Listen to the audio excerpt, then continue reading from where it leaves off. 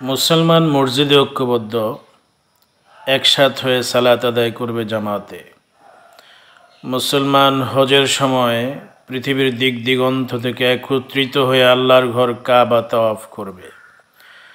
মুসলমান প্রতি বছর ঈদের জামাতে ঈদের মাঠে দূর দূরান্ত থেকে একত্রিত হয়ে ঈদের সালাতে উপস্থিত হবে। প্রতি সপ্তাহে জুমার নামাজে, জুমা শব্দের অর্থ একত্রিত হওয়া, ঐক্যবদ্ধ হওয়া।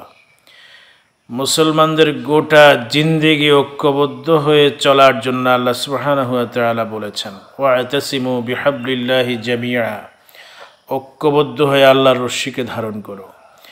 যতদিন পর্যন্ত মুসলিমগণ ঐক্যবদ্ধ ছিল ততদিন পর্যন্ত পৃথিবীকে তারা শাসন করেছিল, পৃথিবী তাদের করায়ত্তে ছিল। আজকে মুসলিম জাতি ঐক্যবদ্ধ নেই। মুসলিম জাতির প্রতিটি অঙ্গে, প্রতিটি অংশে, শিরা উপশিরায় তাদের বইছে বিভেদের এক ভয়ঙ্কর ভাইরাস, বিভেদ, অনৈক্য।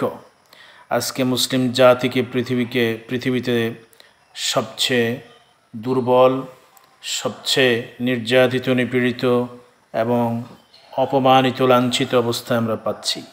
কেন পাচ্ছি? মুসলমান সব জায়গায় এখন অনৈক্যের বীজ বপন করে চলছেই। সুতরাং ঐক্যবদ্ধ হওয়ার কোনো বিকল্প নেই। এই বাংলাদেশের প্রথিত যশা আলেমে দ্বীন মরহুম আল্লামা দিলওয়ার হোসেন সাঈদী রাহিমাহুল্লাহ তিনি বলেছিলেন, কওমি এবং আলিয়ার কোনো দ্বন্দ্ব আমি চাই না।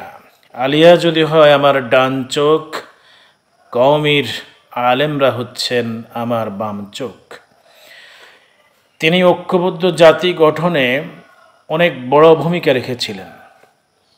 আজকের এই সময়ে আমাদের আলেমদের, বাংলাদেশের আলেমদের দায়িত্ব এবং কর্তব্য হচ্ছে কওমি আলিয়া ভেদাভেদ ভুলে গিয়ে আমরা যেন ঐক্যবদ্ধ এক বাংলাদেশ, ঐক্যবদ্ধ এক আলেম সমাজ উপহার দিতে পারি ভবিষ্যৎ প্রজন্মকে। আমাদের মতভেদ থাকবে বিভিন্ন মাসআলায়, বিভিন্ন আকীদাগত কিছু কিছু বিষয়ে মতভেদ থাকবে এবং এটা মতভেদ যুগে যুগে ছিল।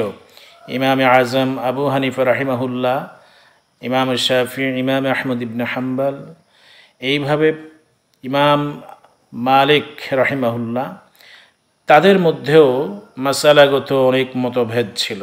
সাহাবাই কিরাম রিদওয়ানুল্লাহি তাআলা আলাইহিম আজমাইনদের মধ্যেও কোনো কোনো মাসআলায় পারস্পরিক মতভেদ ছিল।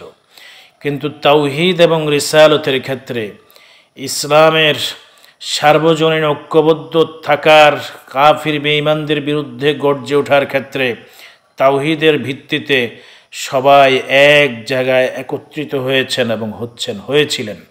সুতরাং আমাদেরকে মুসলিম উম্মার ঐতিহ্য, মুসলিম উম্মার শ্রেষ্ঠত্ব, মুসলিম উম্মার ভবিষ্যৎ প্রজন্মকে রক্ষার জন্য আমাদেরকে ঐক্যবদ্ধ জীবনযাপন করার কোনো বিকল্প নাই।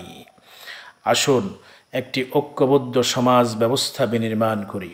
আসসালামু আলাইকুম ওয়া রাহমাতুল্লাহি ওয়া বারাকাতুহু।